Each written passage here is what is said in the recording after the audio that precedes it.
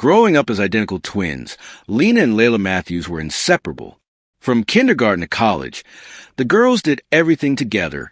Matching clothes, identical hairstyles, same dreams. But even from a young age, their personalities diverged.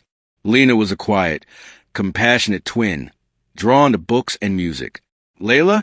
She was fire, outspoken, seductive, and constantly craving attention. People often said, "You girls are like two sides of the same coin." But Lena, knew the truth. Layla wasn't just the opposite of me. She was a storm I never saw coming. By 29, I had everything I dreamed of. I was married to Ethan Carter, a tall, steady Southern man with blue eyes that could silence my world.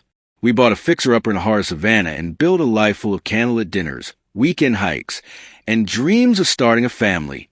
Layla, on the other hand, bounced between jobs, cities, and men. She had a talent for arriving when she was lost and leaving right when people got comfortable. So when she showed up one August night with 3 suitcases and Tear Streak mascara, I opened the door. She was my sister. What else could I do? Chapter 2, The House Guest. At first, it felt good having her around. She helped cook, laugh with Ethan, and even joined us for game nights. But soon, the cracks started showing. Layla began wearing tight tank tops around the house. She walked barefoot with painted red toes and took late-night showers when Ethan was still awake. She laughed a little too loud at his jokes, sat a little too close during movie nights. I told myself it was nothing, but it was something. Chapter 3, A Whisper in the Dark. It started with small things. Ethan smiling at his phone late at night, Layla giggling in the hallway, doors clicking shut when I wasn't around. One afternoon, I found a wine glass on the back porch, lipstick stained, and Ethan wasn't home from work yet, or so he claimed. Then one night, I woke up at 2 a.m. and realized Ethan wasn't in bed. I walked downstairs to find the patio door cracked open. 2 shadows, 2 whispers, and the unmistakable sound of Layla saying, "She'll never know. She trusts us too much." I stood frozen, my heart shattered in complete silence. Chapter 4, The Confrontation. I didn't confront them right away. I needed proof. I needed something undeniable. I installed a camera in the hallway outside the guest room, and what I saw broke me. 3 nights later, Ethan slipped from our bed and walked straight into Layla's room. He didn't come out for 2 hours. The next morning, I made them pancakes. I smiled.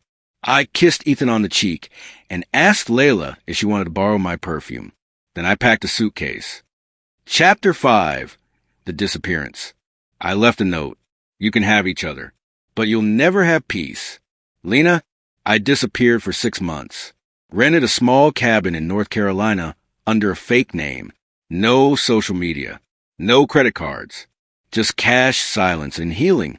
In those months, I reconnected with myself. I journaled, painted, hiked through forests. I also learned something surprising.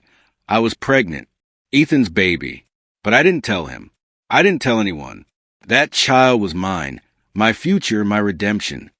Chapter 6, The Return. 7 months later, I walked back into Savannah stronger, wiser, and unrecognizable. My belly was round, my hair shorter, my eyes colder. I didn't go to my old house. I went to an attorney. Turns out, while I was gone, Layla and Ethan had moved in together. They even got engaged. But Ethan had used my name to access our joint assets, draining our shared business account and even selling my portion of the house. Fraud. My lawyer smiled. He's going to regret everything. Chapter 7, The Collapse. The lawsuit hit Ethan like a truck. Bank accounts frozen. Investigators at his door. Layla, always one to escape conflict, started panicking when her credit cards got declined. When they saw me in court with a visible baby bump, Ethan's face turned ghost white. He tried to speak. I didn't let him. "I don't need apologies," I said. "I just want back what you stole." And I got it all. I took the house, the remaining savings, the real estate company's shares. Ethan had committed financial fraud. He had no choice but to give it all up or face criminal charges. Chapter 8, The Fallout. Layla left him 3 weeks later. She took a flight to Los Angeles, chasing some new rich boyfriend, and leaving Ethan alone, broke and bitter. I gave birth to a beautiful baby boy, Mason, on a quiet spring morning. I never put Ethan's name on the birth certificate. I didn't need to. Mason was mine. People ask if I ever forgave Layla. The answer is no, but I'm no longer angry, because I won.